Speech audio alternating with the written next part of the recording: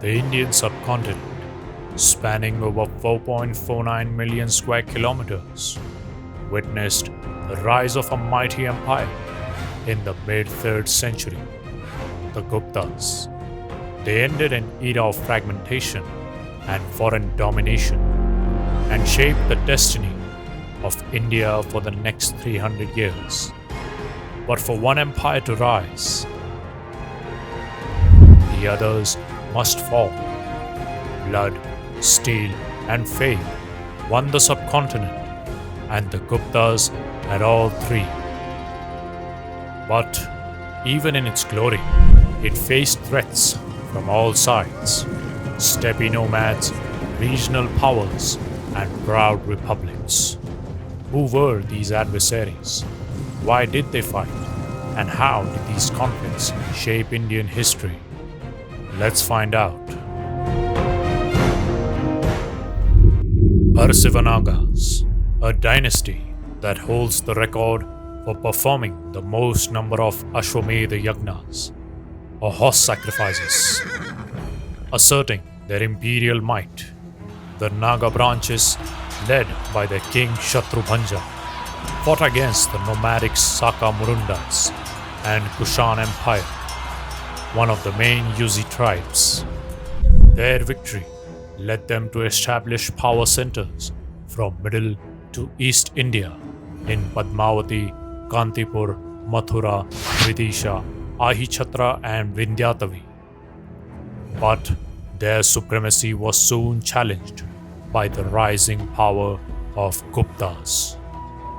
Rulers of the Naga clan, Achyutyanandin, Nagasena, led by their king Ganapati Naga, were defeated by Samudragupta twice. First, during his campaigns of Aryavarta, and second, after they rebelled while Samudragupta was campaigning in the south. Despite military defeat, the Nagas survived through strategic matrimonial alliances, both with the Guptas and Vakatakas. Chandragupta II Vikramaditya and Gautamiputra both had Naga spouses. Surviving the wars with the Guptas, they surfaced scarcely in the regions they ruled in many occasions in the later days. Kamrupa, Davaka. In the northeast, the Varmans of Kamrupa ruled from Pragyotish, boasting massive war elephants and regional pride. They styled themselves after the Guptas and adopted the North Indian political model. As the fame of Samudragupta's victories reached every corner of the subcontinent, the Kamrupa king, Balavarman, submitted after a fight. They were later again subdued by Emperor Kumaragupta I. Further east of Kamrupa lay the kingdom of Davakas, inhabited by the Tibeto-Burman tribes, who entered into tributary status under the Guptas to escape Gupta military invasion.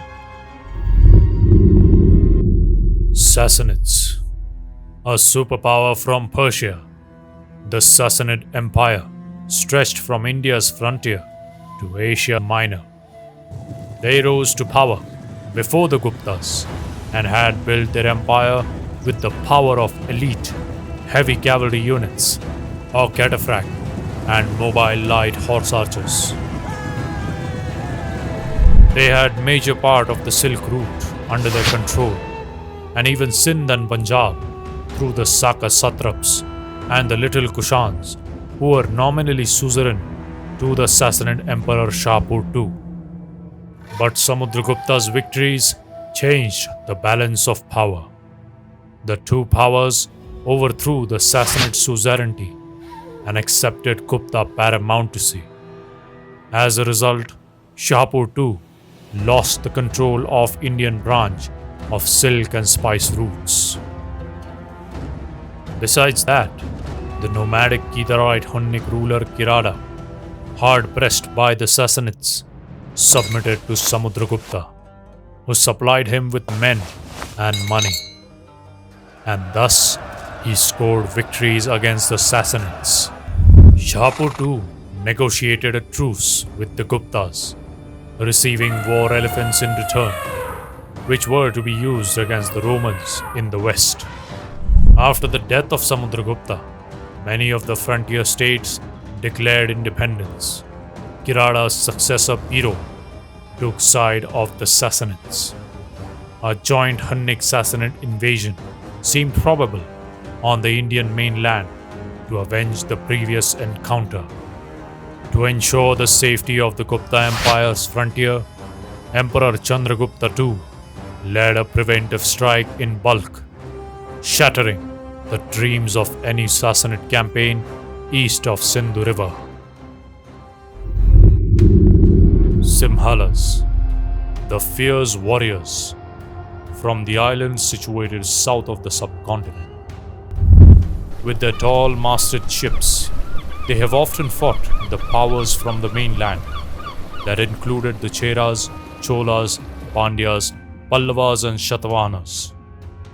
Their capital, Anuradhapura, would rival the cities of the mainland, with the Gupta war machinery blowing its trumpets as far as Pallava capital Kanchi, and each power accepting subordination. Simhala too entered into a diplomatic relation with the Guptas to avoid any confrontation. Simhala king Meghavarna sent a diplomatic mission to Samudragupta with rich presents to sanction building of a monastery in Bodh Gaya. Simhala became a strategic naval docking point for the Gupta embassy sent westward to Rome. Sanakanikas and Kakas. Both of these tribes ruled north of the Vindhyas. The Sanakanikas ruled near Vidisha and the Kakas near Sanchi. The Sanakanikas were hereditary rulers bearing the title of Maharaja, and the Kakas find their mention in Mahabharata. Both of their kingdoms submitted and pledged fealty to Emperor Samudragupta, visiting his court and executing his orders. Sanakanikas ruled as a feudatory. Their king, Sakananika Maharaj, son of Vishnudasa, son of Chagalaga, the donator to cave temples of Udaygiri, followed his overlord Emperor Chandragupta II against Saka Kshatrapas and proved his valor in the battlefield. Yaudheyas, Arjunayana and Kuninda republics. Yaudheyas, Arjunas and Kunindas. These were the Ayodhyajivi Sanghas, martial republics who lived by the sword, mentioned in ancient Indian texts like Puranas and Panini's Ashtadhyayi. Existing since the Mahajanapada era, they became a part of the Mauryan Empire and had resisted the armies of Indo-Greeks, Scythians, and ultimately the Kushanas and stayed independent. The Yaudheyas were considered heroes among all Kshatriyas of warrior castes and were loath to surrender. With great difficulty, the Kushanas subdued them under their ruler Kanishka. But not for long, their freedom-loving and martial spirit led them to revolt. They didn't let their initial reverse by Saka Kshatrap, Rudraman I, to get dismayed. They soon revolted against one of the greatest empires on earth and faced off the Kushans, who threw all their reserves from the northwestern frontier and Central Asia to put down the Yaudheya uprising. But of no avail, the sons of heaven melted before the patriotic spirit of foremost of Kshatriyas. The Yaudheyas entered into military alliances with the Arjunayanas and Kunindas, forming a confederacy to keep the Kushans and Sakas away, and inspired the Naga clans to overthrow the Kushan hegemony from the rest of northern India. All three tribal oligarchies submitted to Emperor Samudragupta without any armed resistance due to the latter's reputation, and supplied him with troops while retaining their kingdoms. History is not only shaped by emperors, but by those who stood in their way, and often it's the enemies that define the greatness of a dynasty. All artworks in this video were hand-drawn, referencing archaeological and literary sources from the Gupta era. You can download them through our Patreon, which includes exclusive artworks from our main channel. You can support our journey of bringing Indian history to life through visual storytelling for just $2 a month. Thank you for staying with us till the end.